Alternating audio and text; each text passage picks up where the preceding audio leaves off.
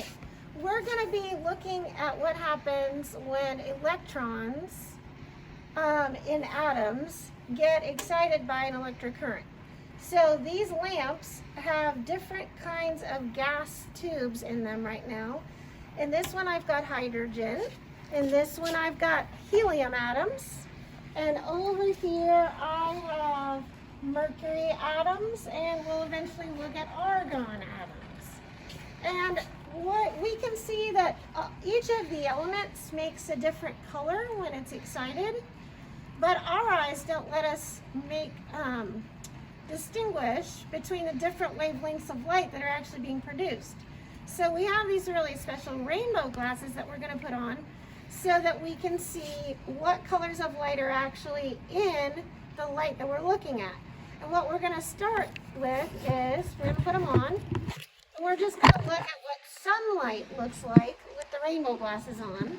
So we're going to take the camera to the window so we can see what sunlight does. And as you can see, it makes a beautiful rainbow. So sunlight contains all the colors of the rainbow because it's got it's white light, which is all colors. All colors are present.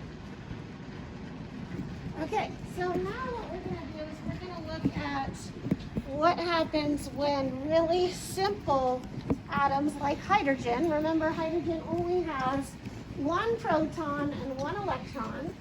So when those atoms are excited, what you'll see is just a very few colors are produced. So there's a little bit of extra light around in the room right now, but basically the hydrogen is only producing a red band and sort of a turquoise band of light, and then some purple, and it's hard for our eyes to distinguish. Hopefully you can see that in the video. Okay, so let's compare that to helium, which is just one step bigger. It's an atom with 2 protons and 2 electrons. And as you can see, the electron emission spectrum, we call that, gets a lot more complicated. We've got red, we've got a wide band of yellow that's probably 2 different bands of yellow. We've got a nice wide green band that's probably 2 or 3, and then a blue and a purple as well.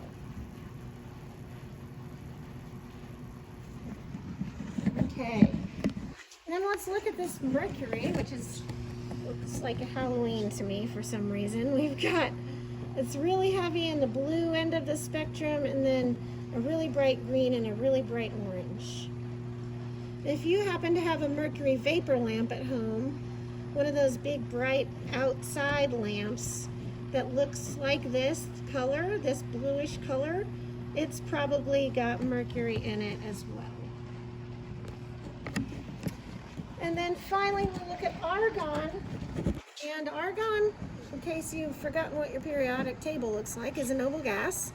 And it is really complex compared to the hydrogen and helium we were looking at before.